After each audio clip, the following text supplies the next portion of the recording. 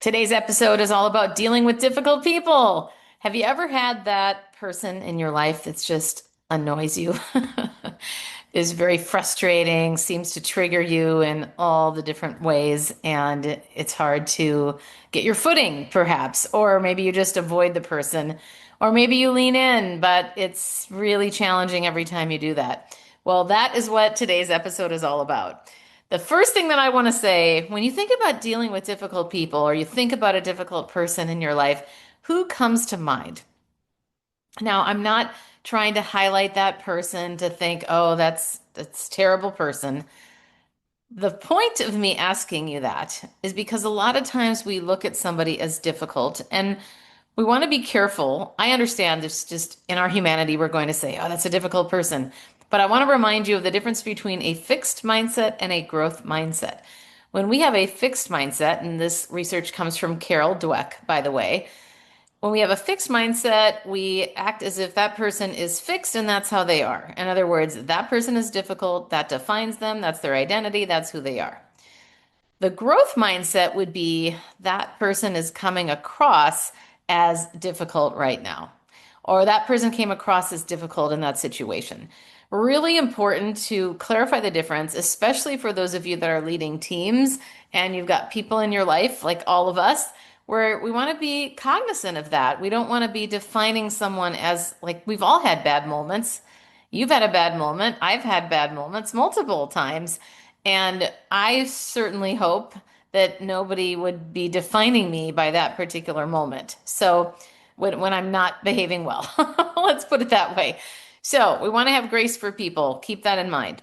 The other thing that I want to say is when we talk about difficult people, it's always funny to me when, especially when I do talks on this, that most of us are thinking about somebody else. But the truth is, we're all difficult at times. And I was doing this training recently with a corporation in San Francisco, and I love what one of the women said. She goes, the truth is, we keep talking about difficult people, but the truth is, it's all about that we're all different. So being different makes it challenging sometimes. And I thought that was such a great differentiator, pun intended. And that is really powerful to keep in mind, especially as we walk through this today. So, what I want to do is start with a story first, and then what we're going to do is talk through some types of difficult people or there's the different types of how people are coming across some of those behaviors. And then we'll talk about the triggers and then how to respond versus how to react. Okay, I was faced with my own demons around this recently where I needed to lean into a difficult conversation. And this person had not been difficult in my life for the months that I had known this person, and I will keep it as neutral as possible. So you will notice that. And I'm doing that intentionally. I realized, so what happened was we had a couple of conversations on a particular day, and I thought, wow, he is not coming across how he normally does. He's kind of coming across with a condescending tone, and it just felt like he didn't want to be on the call. So it totally triggered me, brought up all this stuff, and we'll talk more about triggers in a little bit. But a lot of times it has nothing to do with the person or the time and place, but it has everything to do with something in our past that was a very triggering event. Could be trauma, could simply be a triggering event that happened with somebody in your past, be it a parental figure, authority figure, or whomever. So, all this to say, I was fuming. Like, I can't believe he did that, this and that. And oh my gosh, that was so mean. I need to talk to him about his tone and blah, blah, blah. Thank God that I waited a few days until we had an actual scheduled meeting. And this is a service provider, by the way. And I just said, I went all different angles of how I would handle this conversation. And I decided to go with one of levity rather than, you wronged me and you did that. I would never say that. But that is what my reaction was internally because I just truly believe that people need to treat each other well. And when they don't, it really triggers me.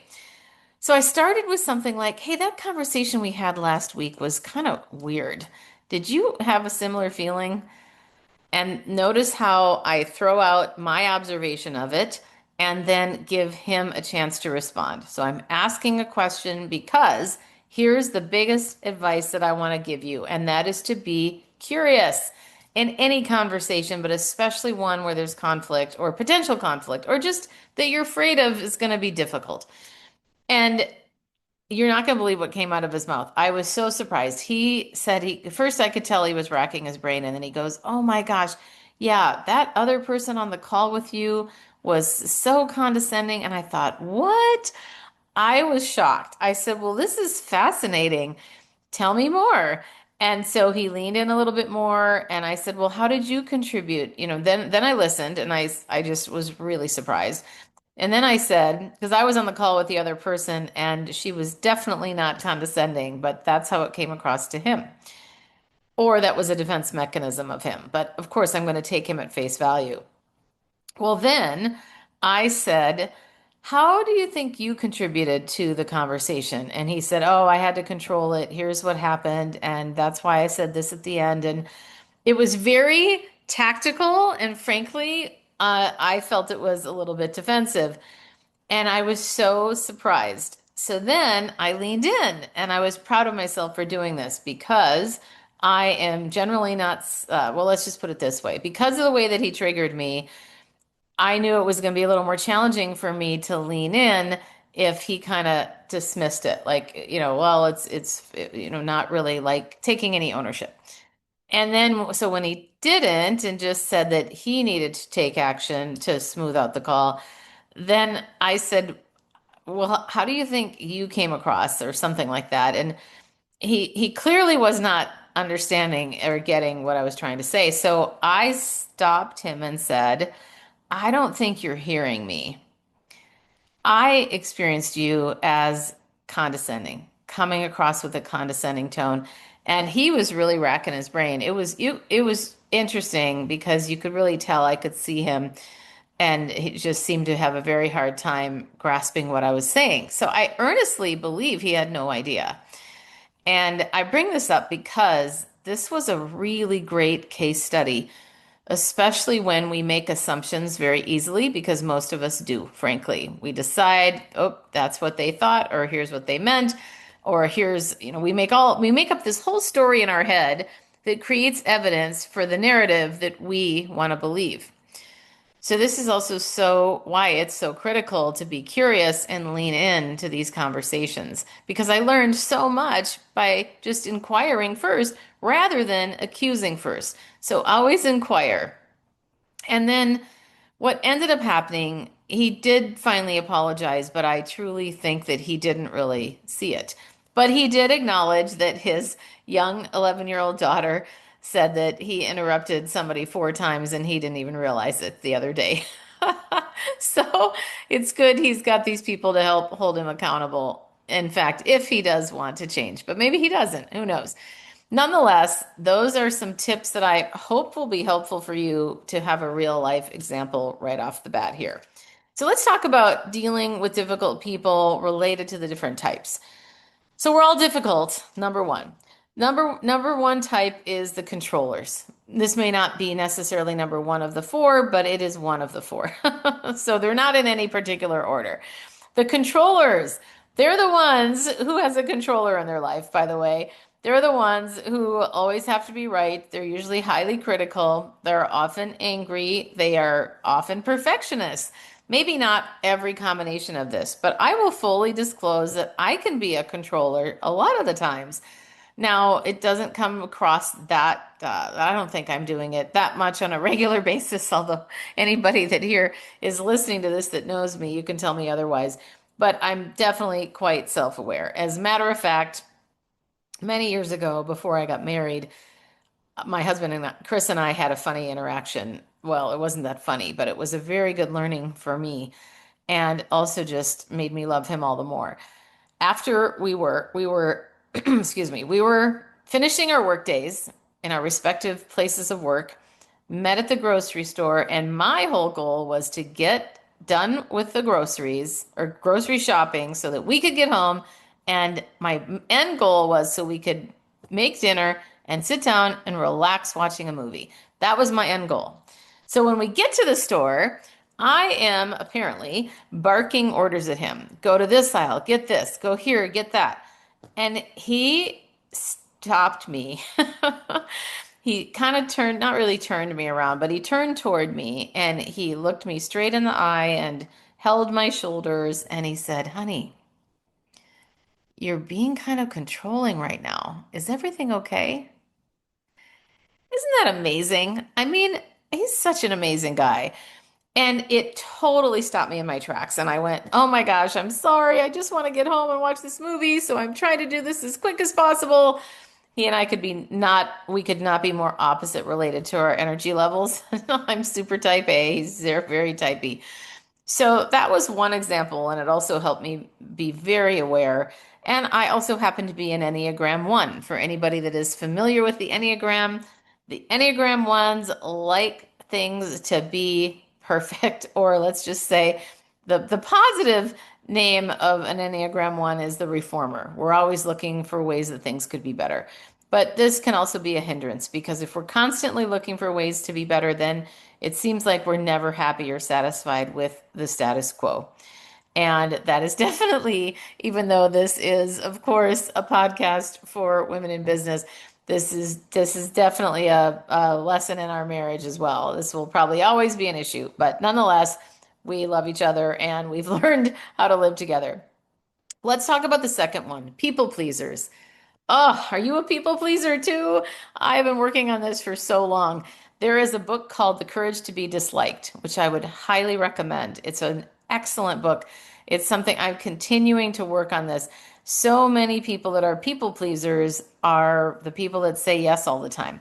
As a matter of fact, I was coaching a C-suite executive who the other day said to me, well, she was exhausted. I noticed that when we watched back her presentation. And she said, well, I was so tired. I was so frustrated. I'm working from 7 a.m. to 7 p.m. and they keep asking me to present the same material and everybody wants to talk to me about it. And I thought, wow, she was basically super resentful and frustrated. And so we started talking about boundaries because she said, I guess I just say yes to everybody. And I'm thinking, oh my gosh. So, first of all, a very practical solution that we came up with for her is instead of setting up one-on-one meetings and long ones at that, because people have access to her calendar and they can just put a meeting on her calendar, sometimes for an entire hour, which does not need to have an hour. So she's working on getting better at setting those boundaries, but the specific solution that I suggested is to have a weekly or bi-weekly meeting that is sort of one of those ask me anything Q&As. I will be there for you. You can come ask all your questions. Rather than holding 5 to 10 different meetings one-on-one with people, that is a time suck. So that was a good reminder for her. People pleasers tend to overcommit. So wondering if this is you. We tend to put our needs before other people, and sometimes there's a fear of being disliked. In fact, I can remember back in high school, my boyfriend when I was 16, I remember us walking through the hallway at one point and somebody didn't say hi to me. And I was used to people saying hi to me. And boy, did my boyfriend give me a hard time because I was kind of miffed that somebody didn't say hi. And my maiden name is Habiger. And he goes, "Oh, somebody didn't say hi to Karen Habiger in the hallway. Oh my goodness. What are we going to do?" And it was so embarrassing. And I was irritated at the time. But now, many years later, I see what he meant. Frankly, he was not very nice with what he said, but it's a good reminder. Think about it. A lot of times we fixate on the way somebody is around us and we think it's about ourselves. It's generally almost never about us. It's about the other person. Somebody doesn't smile at you. Maybe it's because they're having a bad day. Maybe they're focused on something else. Maybe they got bad news. Maybe they have RBF, that resting bee face, and they're not mad at all, but it looks like they are. There are so many things that can be other reasons why somebody is not smiling back or not responding in kind or the way that you would like them to. So be careful if you're a people pleaser, just be aware of it. All right. The next one is pessimists. Those people where they're always glass half empty. They're always like the Eeyores of Winnie the Pooh, always complaining, always frustrated, always negative. And I shouldn't say always, always, always, but if you're if somebody is generally pessimistic, sadly, and if we're talking about different types, they tend to trend in that direction. So we want to be careful about not complaining. And as a matter of fact, sometimes we might not even actually be complaining, but we are coming across in a way that's negative, which I find really fascinating.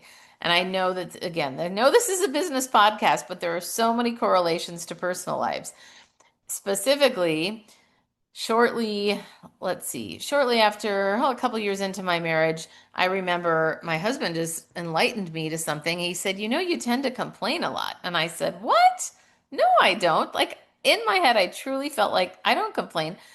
But what we came to realize and chuckled about is that my complaining is really just me processing out loud of, oh my gosh, this was frustrating, or this happened, or da da da.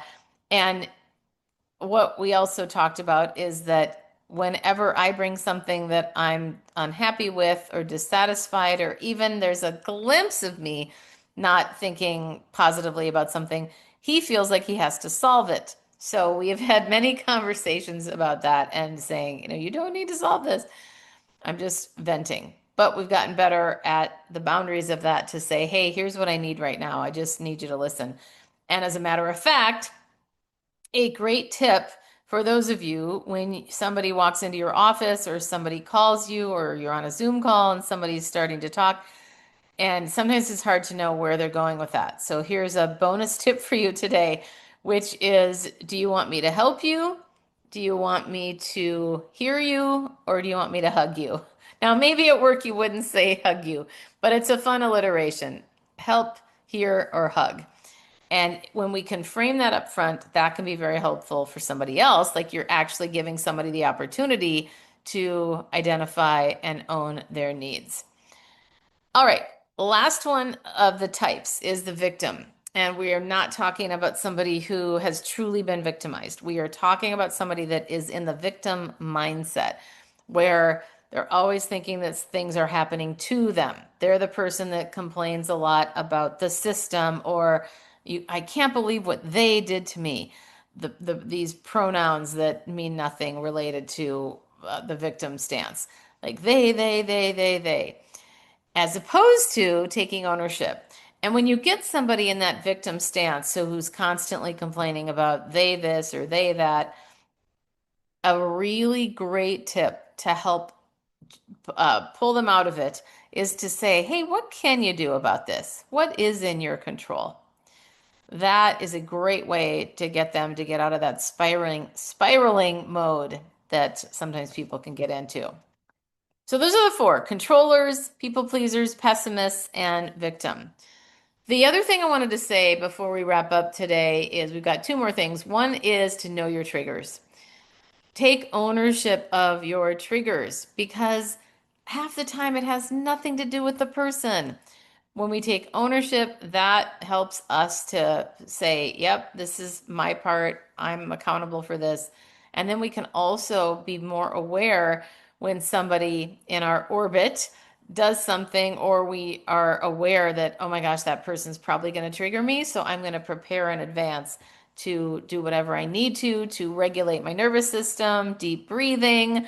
Those kinds of things help. Slightly tapping on yourself can also help with the nervous system.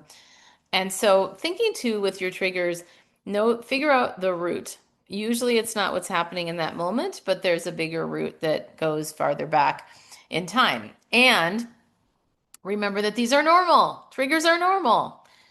The last thing is to respond versus react. One of my clients, and when working with her, I said, well, what about, oh, say, let me tell you, she was an executive director of a nonprofit. And she said she tends in meetings to immediately react and start speaking, as opposed to waiting, giving her team a chance to respond. So we came up with a mantra for her, which is stop, pause, breathe. And she says those three things, or she stops herself. She doesn't have to say stop, but in her mind she does. Stop, then she pauses, and then she takes a breath, And usually by that time, somebody else has spoken up, or it gives her, more importantly, it just gives her that intentional moment to say, okay, I need to stop myself. So we have to come up with systems and strategies to help us with these things. They make life a lot easier when we have a go-to thing. All right, folks. Well, again, this episode was about how to deal with difficult people. A reminder, we are all difficult at times. We don't want to be defining people. We want to remember that people might have a situation when they're showing up as difficult, but it doesn't mean that we're defining them as difficult. Know your triggers, know the types, and respond versus react. I want to remind you that whenever you have a moment, it would be great to review the show. It's always great to get more people these tips so more women can be empowered in what they do. And remember that I have a free PDF, free guide on my website, which is how to be more confident, specifically with 9 words and phrases that you want to avoid and what to say instead. So that is available to you. Please feel free to check the show notes for those links. Oh, I forgot to tell you. I may have told you before, but I am in a book. My husband and me, we're in a book called Unshakable. And it is all a compilation of authors who contributed stories around hope, especially during dark times. And you may or may not know that my husband recently got a kidney transplant after 5 years of waiting, and it was very, very challenging. So I'm thrilled to say we co-wrote this chapter from his perspective and my perspective. So it's kind of like a script almost, like it has Chris and then it has Karen, and it has Chris and Karen.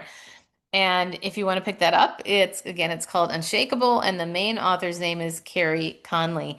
And Chris and I, my husband and I, will be doing a book signing in San Diego on September 26th.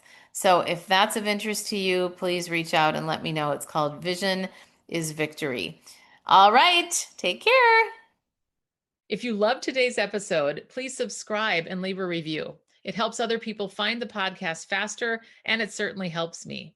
Remember, you too can stand out with unshakable confidence.